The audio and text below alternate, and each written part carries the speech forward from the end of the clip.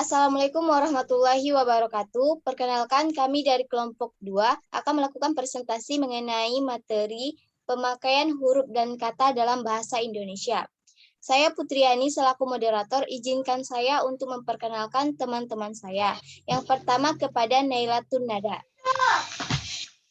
Perkenalkan, nama saya Naila Tunada sebagai pemateri 1. Selanjutnya kepada teman kami Syifa Aulia. Perkenalkan, nama saya Syifa Aulia sebagai pemateri 2.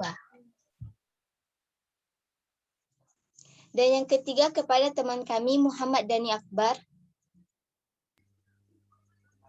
Nama saya Muhammad Dani Akbar dari pemateri 3. Naila Tunada selaku pemateri 1, saya persilahkan. Assalamualaikum warahmatullahi wabarakatuh. Baiklah, saya akan menjelaskan mengenai materi pemakaian huruf. Huruf abjad. Abjad yang digunakan dalam bahasa Indonesia itu ada 26, yaitu A,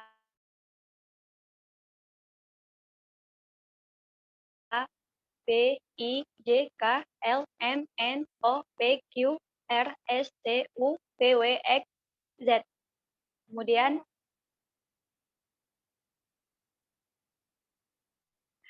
Kemudian yang kedua, huruf vokal. Huruf vokal itu terdiri dari A, I, U, E, O.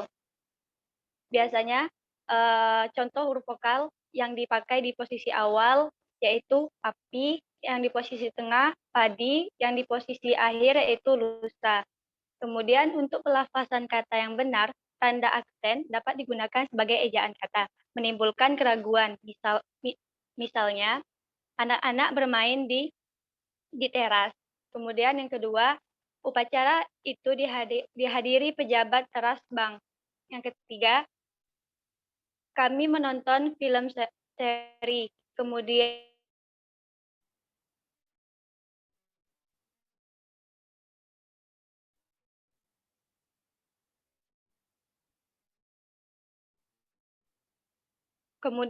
huruf konsonan.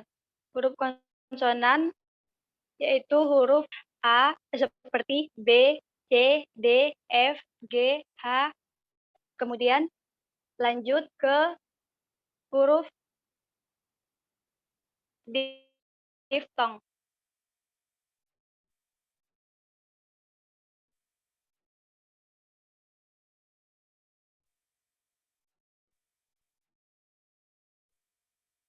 Indonesia itu terdapat ai, au, dan oi.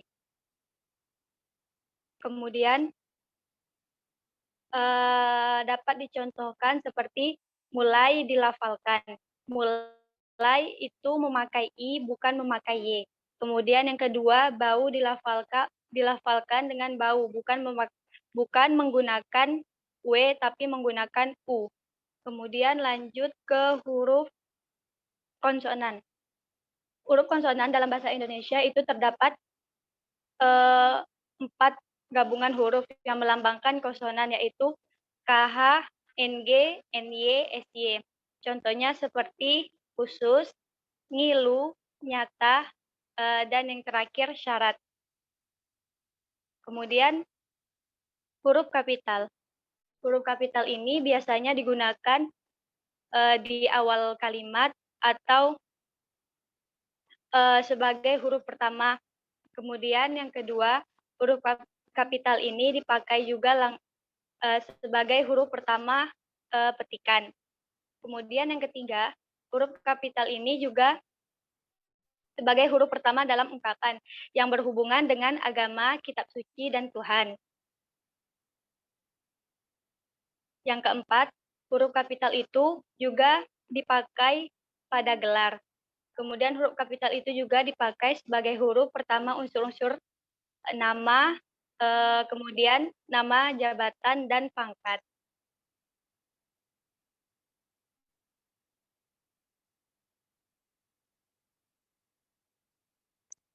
Kemudian yang keenam, huruf kapital itu juga sebagai huruf pertama ganti kata Anda.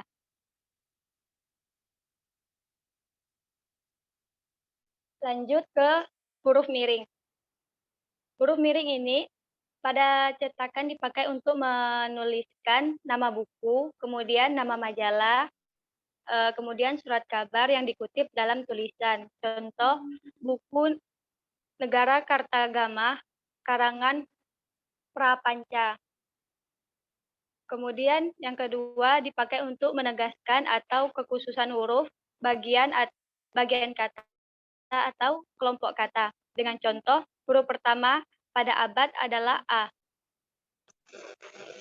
Kemudian yang ketiga dipakai untuk menulis nama ilmiah atau ungkapan asing yang telah disesuaikan ejaannya. Contohnya, korps diplomatik dalam perlakuan khusus. Diplomatik mendapat perlakuan khusus.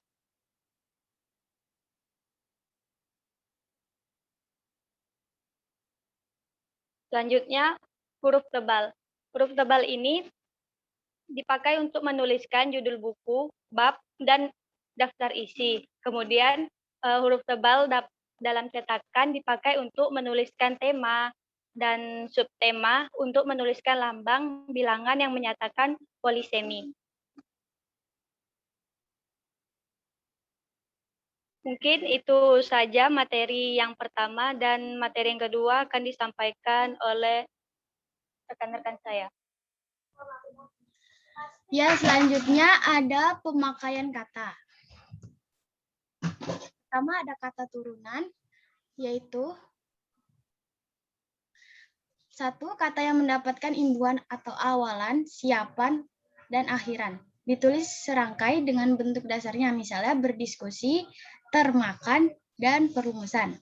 Yang kedua, jika bentuk dasarnya berupa gabungan kata, maka awalan atau akhiran diletakkan serangkaian dengan kata yang langsung mengikuti atau mendahuluinya, misalnya berterima kasih dan sebarluaskan. Yang ketiga, jika bentuk dasar berupa gabungan kata yang mendapatkan awalan dan akhiran, maka keduanya ditulis serangkai, misalnya menyebarluaskan dan pertanggungjawaban. Yang keempat, jika salah satu unsur gabungan kata hanya dipakai dalam kombinasi, maka gabungan kata itu ditulis serangkai, misalnya mahasiswa, antarsiswa, dan dasawarsa. Yang kelima, jika bentuk terikat diikuti oleh kata yang huruf awalnya adalah huruf kapital, di antara kedua unsur diberikan tanda hubung strip, misalnya non-Amerika. Selanjutnya ada bentuk ulang. Penulisan bentuk ulang secara lengkap adalah dengan menggunakan tanda hubung strip, misalnya makan-makan, meja-meja, dan bersih-bersih. Selanjutnya ada gabungan kata, yaitu kata yang biasa disebut kata majemuk atau istilah khusus. Penulisan unsur-unsurnya terpisah, misalnya mata kuliah, rumah sakit, dan kambing hitam. Yang kedua, gabungan kata dapat ditulis serangkai, misalnya bela sungkawa, kacamata, dan segitiga. Lanjut, kata ganti ku, kau, dan mu. Kata ganti ku, kau, nya, dan mu ditulis serangkai dengan kata yang mengikutinya. Ku, mu, dan nya ditulis dengan kata yang mendahuluinya. Misalnya, antara hidupmu dan hidupku, jangan kau samakan. Yang kedua, segala yang ku punya, sudah kau ambil semuanya. Selanjutnya ada kata depan di, ke, dan dari. Kata depan di, ke, dan dari ditulis terpisah dari kata yang mengikutinya, kecuali di dalam gabungan kata yang sudah lazim dianggap sebagai satu kata. Misalnya, di Jakarta, dari Medan, dan ke Papua. Selanjutnya akan dilanjutkan oleh pemateri ketiga, yaitu Dani. Oke, kemudian materi selanjutnya yaitu partikel. Partikel strip lah dan strip kah ditulis serangkai dengan kata yang mendahulunya. Misal, simaklah, di manakah. Partikel pun ditulis terpisah dengan kata di depannya. Misal, ia pun mengalami nasib yang sama. Kemudian, masyarakat pun tidak percaya lagi kepada tetangganya itu. Selanjutnya, singkatan dan akronim. Singkatan adalah bentuk yang dipendekkan yang terdiri dari atas satu huruf atau lebih. Contoh, singkatan nama. Gelar diikuti tanda titik. A titik H Nasution, S titik Sos. Atau Ahmad Nasution, Sarjana Sosiologi. Kemudian singkatan nama resmi lembaga pemerintah. Seperti Dewan Perwakilan Rakyat atau DPR. Kemudian PGRI. Atau selanjutnya, akronim adalah singkatan yang berupa gabungan huruf awal, gabungan suku kata, atau gabungan huruf dan suku kata dari deret kata yang diperlakukan sebagai kata. Akronim nama diri yang berupa gabungan huruf awal dari deret kata tulis seluruhnya dengan kapital. Contohnya ABRI atau SIM.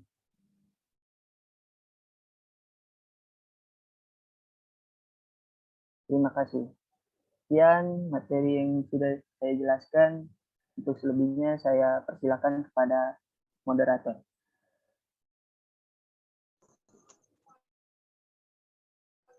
Baiklah, terima kasih sebelumnya kepada teman-teman saya selaku pemateri 1, 2, dan 3. Dapat kita simpulkan bahwa huruf adalah sebuah grafem, bentuk, goresan, atau lambang dari suatu sistem tulisan, yang dimana huruf itu berfungsi untuk membentuk kata, sehingga memiliki arti dan dapat mewakili sesuatu yang ingin kita sampaikan. Bisa dikatakan bahwa huruf merupakan komponen yang membantu manusia dalam berkomunikasi antara satu dengan yang lain. Nah, bayangkan saja jika kita tidak ada huruf, pasti kita akan kesulitan dalam menyampaikan informasi. Mungkin cukup sekian pembahasan materi kami mengenai pemakaian huruf dan kata dalam bahasa Indonesia. Jika ada kata-kata yang salah, kami mohon maaf. Wabillahi taufiq wal hidayat. Assalamualaikum warahmatullahi wabarakatuh. Waalaikumsalam warahmatullahi wabarakatuh.